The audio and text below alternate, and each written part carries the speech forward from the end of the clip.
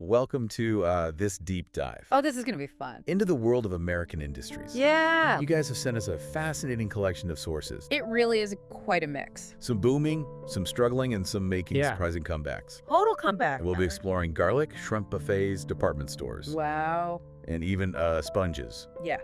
I mean, it seems like people are really interested in the forces, that shape industries.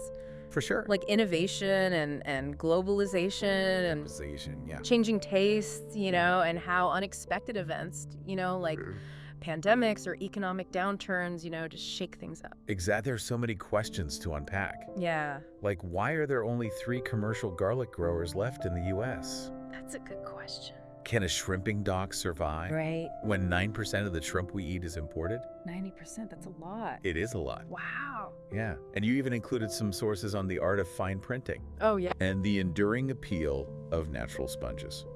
There's this really interesting tension I see in a lot of these. Yes. Between tradition and modernity. Totally.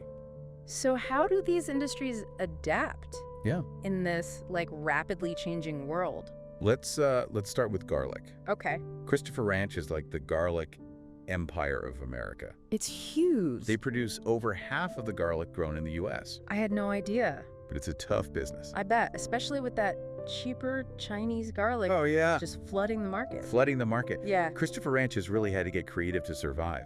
for sure. They've developed new products like roasted garlic, Mhm. organic garlic. Oh, interesting. They even sell garlic skins For what? for animal feed. Oh, wow, that's interesting. Isn't that interesting? Yeah. They even got caught up in that Netflix documentary Rotten, Oh, really? accused of selling Chinese garlic peeled by prisoners. Oh my gosh.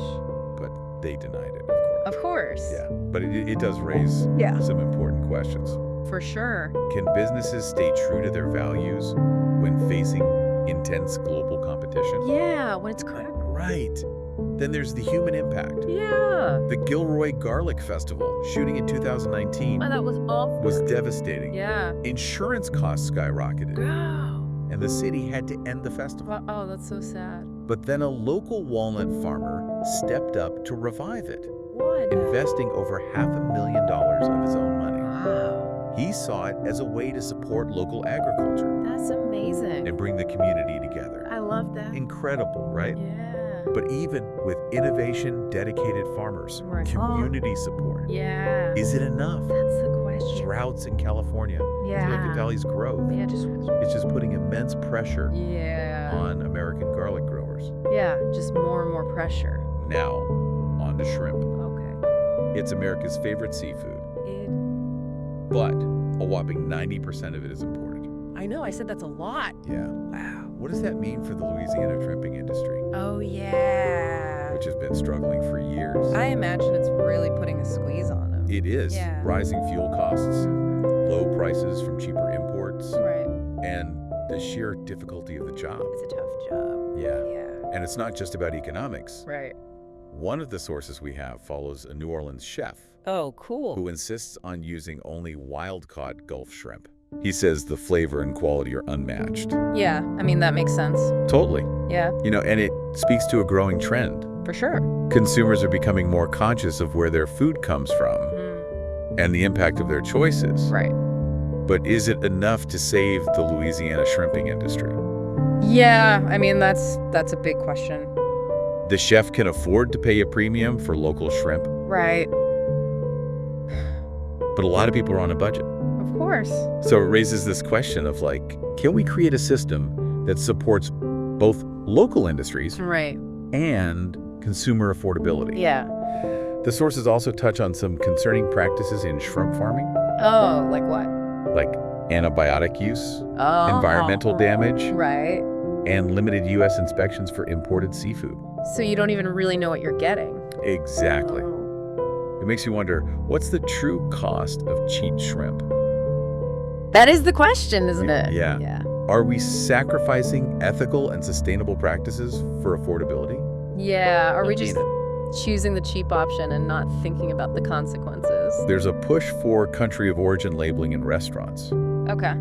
which would at least give consumers a choice. Yeah. But some restaurants still misrepresent imported shrimp as local.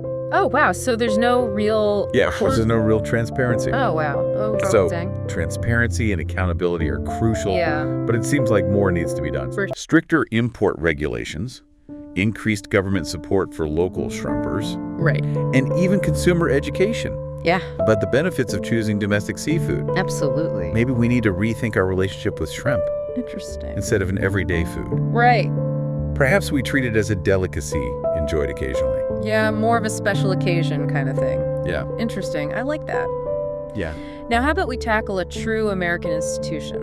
Okay. The buffet. Shady Maple, Yeah, America's largest buffet that's right. in the heart of Pennsylvania Dutch country. Mm-hmm. Thousands of people flock there every day I've heard about this place. to enjoy this mind-boggling spread of food. It's like a food theme park. It's a food theme park. Yeah, It seems counterintuitive, though, right. given the state of the American buffet industry. I mean, Fad diets, food safety concerns the rise of fast casual Right. dining, yeah, and the pandemic have all taken their toll. right. I would think that buffets would be You would think. struggling. Yeah, you would think. Yeah, Yet Shady Maple is thriving.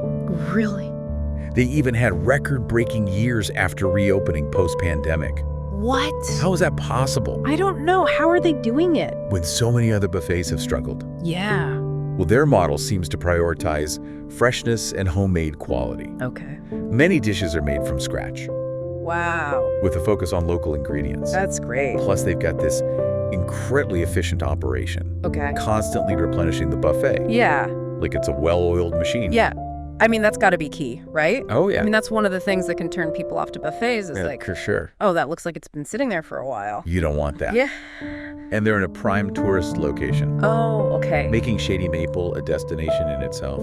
That makes sense. It really is a food theme park. Wow. So it's like the whole experience that Yeah. they're offering. It is. So it's this fascinating example Yeah. of how, even in a declining industry, Right. innovation and a unique approach can lead to success. That's a great point. It challenges that assumption that certain business models are inevitably doomed. Yeah, because you think, oh, buffets, those are Yeah, they're over, Yeah. but clearly not. not for Shady Maple. Not for Shady Maple. From garlic to shrimp to buffets, we're Yeah. seeing a common thread here. What's that? American industries are facing unprecedented challenges, Oh, for sure. but we're also seeing resilience, Yeah. innovation, Yeah. and a search for new ways to connect with consumers. That's great. Perhaps that's the key takeaway so far. Yeah, definitely. Let's take a closer look at another industry that's been hit hard. Okay. Department stores. Okay. Specifically, Macy's, Oh, yeah. a true American icon It is. that's been struggling to stay afloat. I've read about that. Macy's has this rich history, full of innovation. Like what? They were pioneers of fixed prices, Oh, money-back guarantees, that's great. and newspaper ads. So they were ahead of their time. Way ahead of their time. Wow. They even became part of American culture. Yeah. Their Thanksgiving Day parade and the classic film Miracle on 34th Street. That's such a classic. But those days seem long gone. Yeah, I mean, things have changed. Competition from discount retailers, Mm-hmm. fast fashion, Right. and the rise of online shopping have all taken their toll. Yeah, it's They've tough. been closing stores and struggling to adapt. Yeah, it's tough to keep up with everything changing so fast. And it's not just about Macy's. Right. The decline of department stores has broader implications. For sure. What happens to the communities that once relied on these anchor stores? Exactly. Yeah, they were like community hubs in a way, weren't they? Yeah, Yeah. it's a loss of jobs and a sense of place. Yeah, Shared experience that department stores once provided. for sure. It makes you wonder what will fill that void. What will take their place? Right. Yeah. It raises some tough questions about the future of American retail Mm-hmm. and the evolving role of physical stores in a digital world. Right. Do they need to become more experiential? Ooh, You know, more community-focused spaces to survive? that's a good question. Yeah, It's a lot to think about. it is. From garlic farms to bustling buffets Yeah. to struggling department stores. Yeah, you covered a lot. The landscape of American industry is changing dramatically. It really is.